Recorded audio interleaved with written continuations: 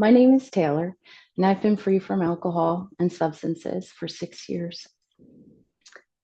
I grew up in New Jersey. Um, I had both my parents at home and two brothers. I loved, I loved my childhood. I remember just loving life and playing with my friends. Um, and I had some wonderful sensitivities. I love to laugh, but I also thought very deeply. I love to just sit and look at nature, and I like to write and I like to draw. I had passions, I had life. As I grew, uh, I started to notice some struggles with my parents in their relationship. And by the age of 11, that relationship was just crumbling. And by 12, they had already gone through a divorce. And my dad left. He moved 2,500 miles away, and I didn't see him for the next 10 years. It was a very pivotal point in my life. That is when I began to experience some real challenges with my feelings. Um, I felt very fearful. Um, I struggled terribly with really low feelings, feelings of loneliness, feelings of depression. And I went through my very first depression at 12. Um, I also felt very unsafe and insecure, uh, just lack of stability is the word I would give it.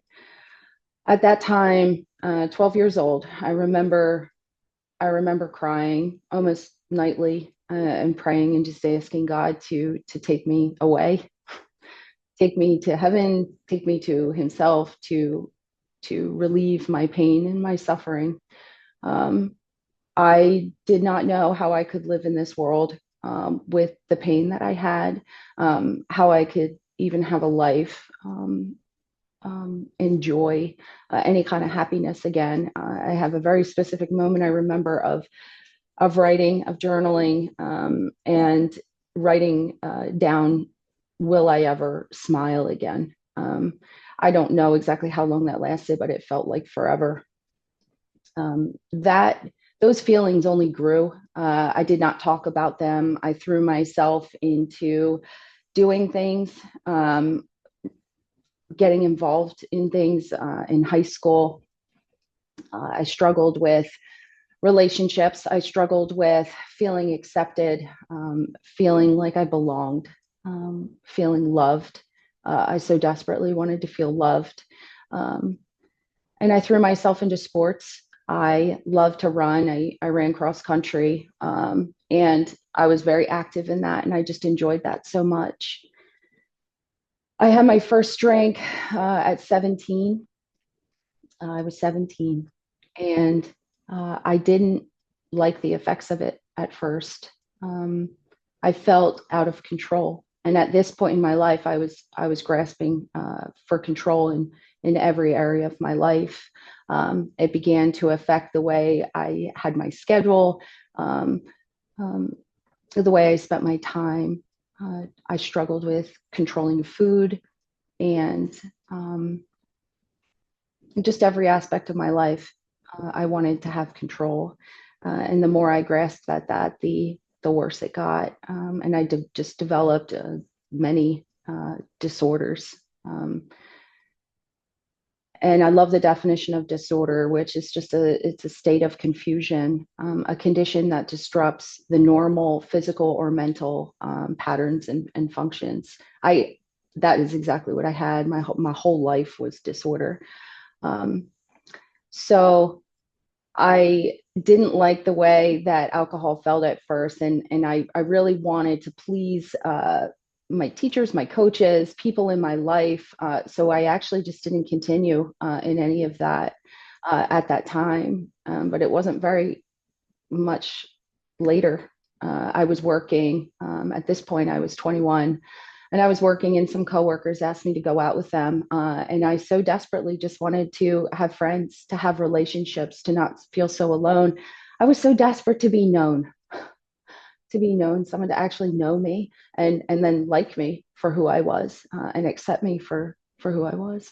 Um, and I drank with those people that night, and all of those insecurities and all of those fears and all of the pain that I had been harboring and pushing down for so many years was finally gone. Those negative feelings were gone, and they were replaced by peace and comfort. That is initially what that substance gave me. And I actually felt free for the first time in as long as I could remember. Um, but I learned later on that just wasn't the case. I had just entered bondage, and I had entered into something that was absolutely going to destroy my life and every part of myself that even had any ounce of, of energy, of, of matter. All was absolutely destroyed. And that continued for 12 years. 12 years of sabotaging, destroying every single thing in my life. That time was full of chaos, confusion, pain, brokenness, and suffering. And I destroyed everything in my life and every person that came into my life. My pride grew through this entire time, and I was in absolute denial. And I was killing myself, and I was utterly dead inside. I tried everything on my own to control my substance use. I tried to manage it. I I tried absolutely everything within my own power and um, my own terms. I so much wanted my life to be different and I wanted to change, but I wanted it to be on my terms. Um, and it took a lot more suffering for me to realize that that's not how it works. At 33, I found myself in an apartment, um, losing everything. I had absolutely nothing and no one in my life. And I could hardly work. I was doing everything I could to make a little bit of money just to pay for this apartment. And I could barely do that. And I was existing, but I was not living. And I was absolutely dead inside. I felt absolutely dead and broken. Um, and I had no power to change my life. And I remember being at the worst point and getting on the floor and just crying out in despair and crying out to God and asking for Him to save me, for Him to help me. That's what I asked for. I asked for help. Please help me. And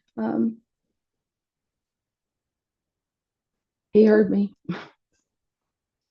Within 2 weeks, a woman came into my life unexpectedly and desired to help me. Um, it was still really rough. I was still really hurting, still making terrible decisions and having really painful days and painful feelings. Because at this point, I was just trying to grit and be sober, like just not go, not leave, not do it. Um, Everything within my own strength, to just not act on the thoughts I was having or on the feelings I was having. Um, and I drank again. It wasn't too long after that. And it was probably one of the worst times. And I wound up in the ICU um, with a blood alcohol level of a 0.54. And I was basically very near death. You know, that kind of level of use was just incompatible with life. And but my life was spared. And I left there, and I went to Philadelphia, and I was in a year-long program with about 20 women. It was a very difficult year, but I also was protected. I could not make, in that year, I could not make horrible choices. I stayed, I worked through it, and I grew to a certain degree. When I left there, I still didn't know what to do with my life. I still had no, didn't know what to do. It's like I needed someone to hold my hand, um, but there was still too much pride, and so I just was still trying to do it in my own strength. So I wind up drinking again, and that was the greatest blessing, turned to be the greatest blessing of my life, because at that time I went back to rehab. And in that time there, not the same one, it was a different one. And in that time there, I suffered incredibly in a way that I hadn't suffered before. Not as a result of the place I was in, but what was going on inside me. In my mind, I really had time to actually stop and sit and think about the place that I was in my life and how I got here. It was in that time I actually stopped and considered my life and where I was. And I had a choice at that point. Um, and it was exactly the breaking that I needed um, to surrender. And I finally surrendered. I surrendered fully, knowing that I couldn't do this on my own and that I needed help. And I became willing to do anything that it took and everything that it took to change and to get well. I was now willing to do whatever it took to get sober. And that was the pivotal point in my life. Um, I then left there the day I got out of that rehab. I left. I went to a meeting. I got a sponsor. I began following the instructions that were given to me. And for the first time in my life, I had hope. I had hope. I could actually change. I could actually heal. I could actually be different. I didn't have to spend the rest of my life living this way. And I remember one day specifically reading, um, the problem has been removed. It does not exist for us. We are neither proud nor are we afraid. That is our experience as long as we remain in fit spiritual condition. What we have is a daily reprieve contingent upon the maintenance of our spiritual condition. Every day is a day we must carry the vision of God's will into the daily activities of our life. How can I best serve thee? Thy will, not mine, be done. I clung to that. Um, and so I ran hard. I ran hard after God, and I sought him, and I wanted to know him, and I wanted to know what his will was for my life. What was my purpose? Why was I spared? Why did I not die? Why am I still alive? Because I couldn't figure that out for the longest time. And it was, what is my purpose now if I still have life? So I handed my life over to him. And I was saved from all of the longing, that desire and that longing I had, all the desire for acceptance, for change, healing, and most importantly, for the love that I so desperately had been searching for. I had finally found everything that I needed in God. So I now had purpose. And I could then go and take that to other people. And I could say, this is what was done for me. And it is possible for you too. Something that comes to mind is, come to me, all you who are weary and heavy laden, and I will give you rest. Take my yoke upon you and learn from me, for I am gentle and I am humble in heart. And you will find rest for your souls. For my yoke is easy and my burden is light. I traded my burden, I gave that away, and I received the peace and comfort, true peace and comfort that I had been looking for all my life. So, with that, my life has completely changed and it's been transformed. I am not the person that I used to be. I don't think the way that I used to think. Um, I don't live the way I used to live. I now have the capacity to love. I have the capacity to have compassion and to care. I have the compassion or the ability to love other people and to encourage them, um, and to offer hope. And so, really, that is what this is all about: is hope. Is there hope for me?